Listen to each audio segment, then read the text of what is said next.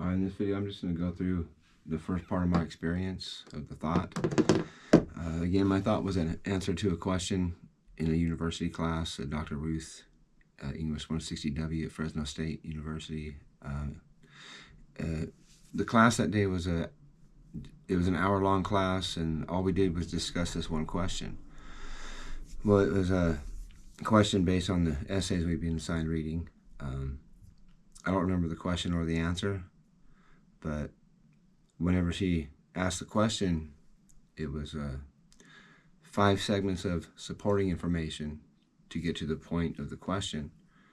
And by the time that she got to near the end of the 5th supporting statement, informational background to lead up to the question, well, the answer dawned on me. I knew the answer to the question, and she hadn't said a word of the question yet. She just put the 5 segments of information out there, the background to lead up to it. And when the answer formed, it was a big coalescing of a roundness just to a point. And in my mind, I had a point, and that was the answer. And then immediately upon that, I knew every word to the question. And it was during the pause where she was about to start the question.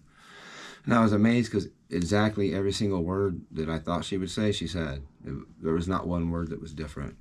And I was sitting there in class waiting, watching her, waiting for my time to speak. And I had to wait for her to finish the question. I couldn't start speaking the answer. That would have been cool if I did, but I wouldn't be here today probably, not in this particular space and time. I'd be somewhere else. But I waited for her patiently. And as I waited, I was nervous, I pondered whether I should answer the question or not. I pondered, is someone going to beat me to the floor? Is someone going to steal the floor from me? And, if I try to answer it, what's my competition like? And I looked around the room, and I noticed this point that was right behind my face, or somewhere in the back of my mind, this point I was holding on to, it started drifting from me. And as my thoughts went elsewhere and looked around the room or blah, blah, blah, it literally started drifting, and I had to get my attention back on it with my eyes and get it straight again. Like, I had to align it, and it got straight. And by the time she was nearing the end of the question, I saw this pretty brunette Asian girl across the table. It was a big round table with like 30 people on it. And I got nervous because I thought, oh, what if I fuck it up? What if I don't get it out right? What if, I don't know if I want to answer this question. But then I decided I'm going to answer it. And as her last words of the professor was coming out of her mouth, I was getting anxious to get that question out, to get the answer out there, to load it into my motor program, basically, because my motor program had not been initiated yet. It was still a point in the back of my mind. And as she was saying the last word, the point veered away from me again, but this time I couldn't get it back. It veered I felt it stretch out. It went all the way down, back to the left behind me, back to the left. And I answered the question at that moment. And it was during the last syllable of the last word of her question. And as I answered it, the thought occurred to me as I was slinging the answer in front of me to a point so I can access the motor program of it. I realized why half my brain or something in me said why I was confused because I wanted to wait till she finished the question to answer it. And I was answering it before she finished the question. She was still saying the last syllable or maybe 2 syllables of the last word. In my mind, I thought to myself, why did I just do that? I was going to wait. And I had to.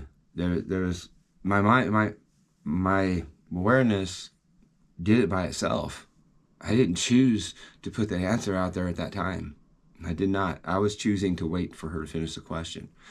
And she didn't finish the question all the way like I'd wanted.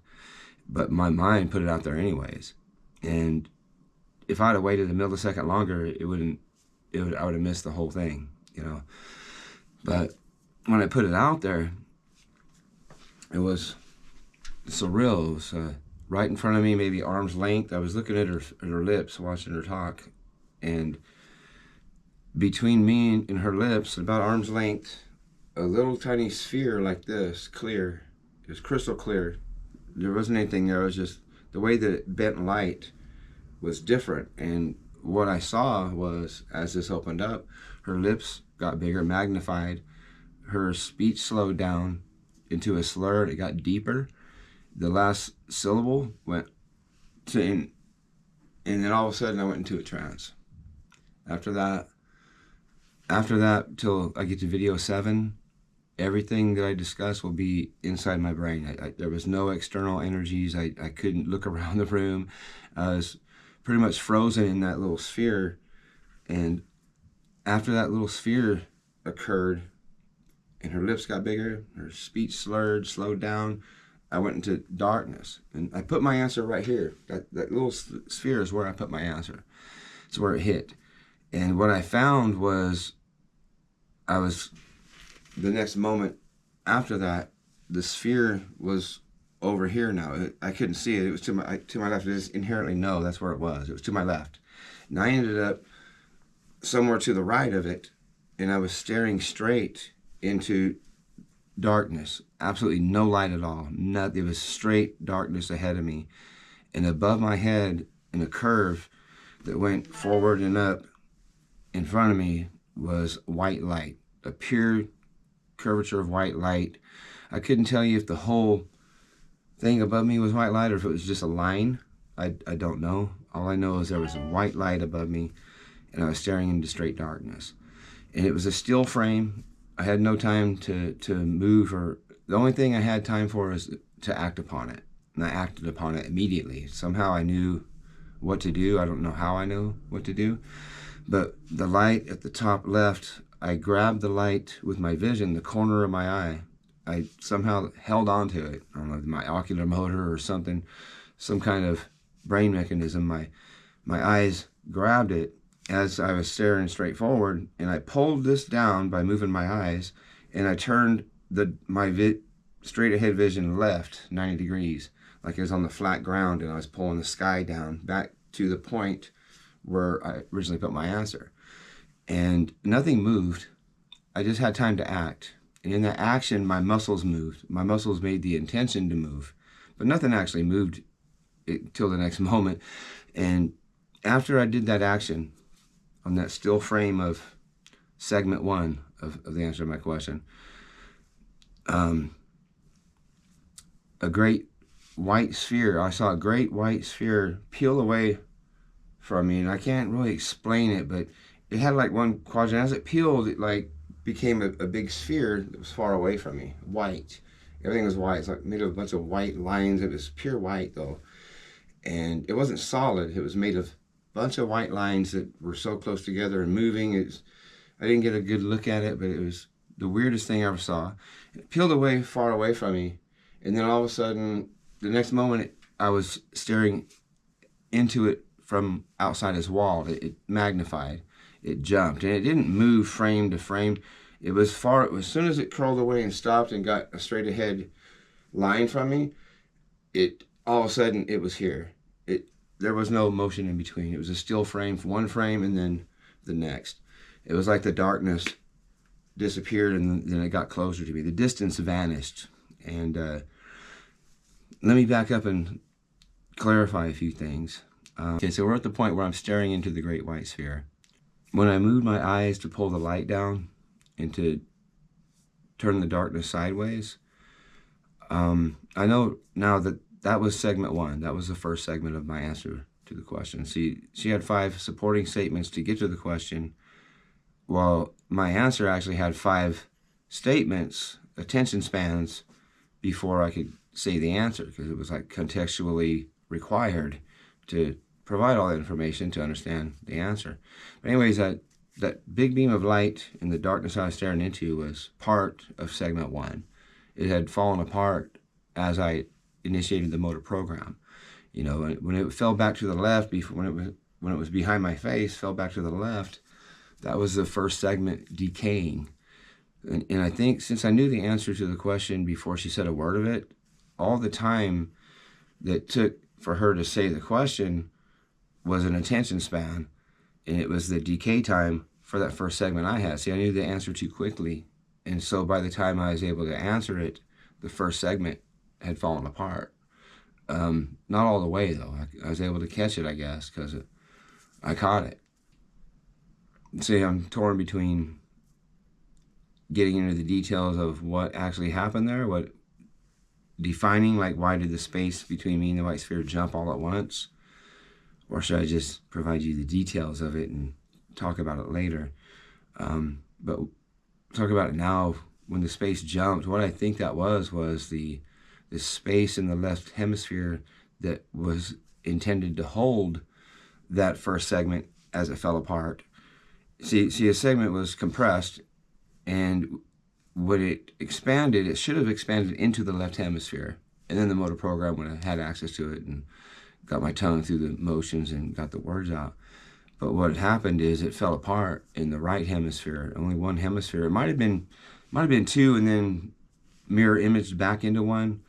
But I believe that both those pieces that expanded apart did it in the right hemisphere, and it should have been in the left. And so whenever I acted upon it to put it back to where it came from, the whole thing turned, and the turning was like my muscles of my eyes moving, but my eyes didn't move, the thought moved. And the space between me and it, when it finally came to rest before it jumped at me, was the distance from, my left Broca's area to the thalamus, probably to the center. And that distance jumped, and I believe that space that disappeared was the time for the left hemisphere to process the motor commands to get the thought expressed, and it had decayed. And so that time was gone. But I caught it just in time to redirect the vectors of the darkness, the motor program, and the light, which is the directions of how the tongue should move. And it's also, the light also came from the image of the understanding, which was contained in the darkness before it separated. And whenever I did the actions on it, it turned so that the left hemisphere was access to me. And then I got it just in time for it to disappear and decay all the way. And I was staring into the wall of this great white sphere, and I could see in the middle of the sphere was a dark spot, a little dark hemisphere sticking up out of the ground, and everything else was gray, and the big white sphere was white. And immediately upon that moment, I moved forward, and I went past the wall. Now, this great bright white wall was now behind me, and in my peripheral I could still see the light coming off of it, and the ground was flat. It was all gray. What I was moving through was just flat grayness, and in the distance was a little black ball or a hemisphere sticking up. And I started moving towards it. One frame, and then I clicked a couple frames, and pretty soon, before 4 or 5 frames went past in my motion, I was moving smoothly and accelerating. And I was heading right towards that black ball that was in the middle of the sphere. And my speed picked up, and probably by the time I entered the darkness, I was probably running, if you're thinking about how fast I was moving, I was probably running as fast as I can with my feet, to give an analogy. My feet weren't there, except maybe connected to my connections of my mind or whatnot, but it was just my eyesight and my position in this world that I was inside my brain was moving straight towards that dark spot. And it accelerated. And when I say I was running as fast as I can, it's not that fast. There were some accelerations I will get to in this little frame, getting from the surface of the great white sphere to its center. It was a very slow acceleration, very slow and steady. And by the time I entered the darkness, that black little sphere in the middle, I was moving, not too fast, but I don't know, 5 miles an hour, 10 miles an hour. And I entered into the darkness. From the initiating my answer to the question, the little clear sphere that formed between me and Dr. Ruth, and then into the right extremity of it, staring into darkness with the light above me. And I acted upon that light, and the great white sphere peeled away from where I was. I can't explain it. It's almost like when the darkness I was staring into, the light, I was up here, that filled the space. And that was the inside of the sphere. And once I acted on it, I was on the outside of the sphere. And it peeled to a distance away from me, and then that distance vanished. I was staring from the outside of this great white sphere. It looked like a flat wall at that point, but there was curvature to it. And in the middle of it was a darkness, a black ball that there was no light in it. And I accelerated to it. And as I accelerated to it, picked up speed and went into the darkness. And that was the beginning of it. And now that I think about it, I believe that great white sphere was just the first segment. Because whenever I got to the point where I was staring into the darkness and the light was curved up above me, it was a big space. And it was spherical, at least from the curvature of the light. And so it's a fractal, and it's very complicated, and it's not a straightforward thing like, oh yeah, that was just the first segment. Because once that sphere jumped close to me, the first segment was the darkness in the middle, and it was gone. It was filled with the first segment. The light of the compression expanded to fill it, and it curling away and creating a space between me and it was the other side of the sphere. And on the other side of the sphere was the left hemisphere, which was supposed to absorb the expansion of the light and use that as a guidance to move my tongue through the words. And then at the end, that the words and the sounds would create an image back into the compressed spot where the light came from in the first place. But in this weird situation, it expanded into my right hemisphere. And that's so far, hopefully that kind of makes sense. I don't expect anyone to go, oh yeah, that makes sense, I understand it. By the time all my videos are done, hopefully I'll find one person in the world that actually has knowledge enough to put the pieces together and help me out with this, and help the world as well. But I'm certain of it.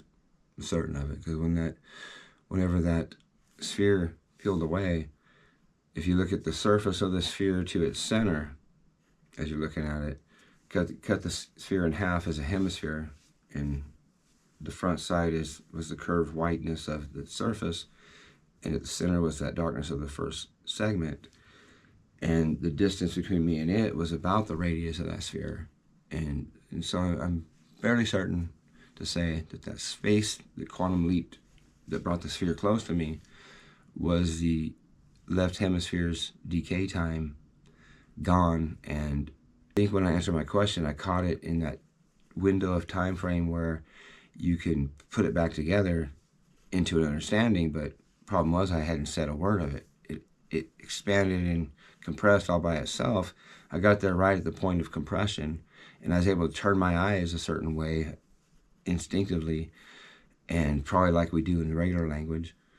I don't really understand it, but at that time when I turned my eyes, that was like taking all the information and putting it back into the right hemisphere. Well, there was no information.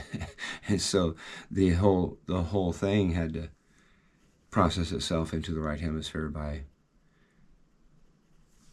curving it away and vanishing the left so that the right was there. And so it ended up being backwards in front of me instead of forward behind me as an image. It was backwards in front of me as something that never actually took form, never had a chance to take shape, from my conscious awareness acting on the motor program and expressing that segment as language, as a thought. So it's very weird, very weird. And that's accurate as far as the information I told you for what happened in my visions. I sure rambled on and had a lot of pauses in there, but I think I got to the first breaking point, and that would be when I entered the darkness from whatever direction I was moving. I was moving in a straight line, but I don't know if I was moving from the top, in front of the sphere this way, or was I moving from the left hemisphere in towards the middle, or was I at the right hemisphere still moving towards the middle of it? But the energies of the thought definitely got turned 90 degrees, and I stayed still until I entered the white sphere, and then I was moving.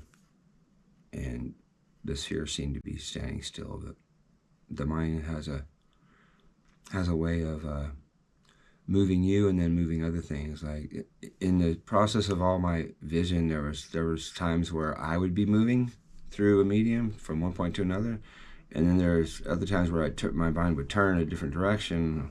I won't talk about that yet, and the information would move to a certain point. So there's always the yin and the yang. It's always your awareness point moving into another part of the brain, or your awareness takes in the information that you move through, and then your awareness will stand still as another part of the brain takes that information that you move through and moves it to another spot. And it's always you moving or you watching information that you move through process itself. At least that's what you'll see in future videos of this vision that I had when I answered the question back in 1993. That was part one. There's going to be 7 parts altogether on the 7th part, I'll be able to get to where I actually was able to express the words to the answer of the question. There's a lot of detail, a lot of stuff that happened before I got to be able to say the words, but we'll get there. It's not easy, and I hesitate because no one else saw, so how do I get the world to see what I saw and to understand it? Because,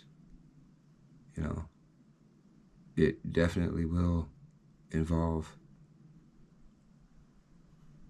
rewriting some of the laws, and I can't do it. I don't have the expertise. I see it.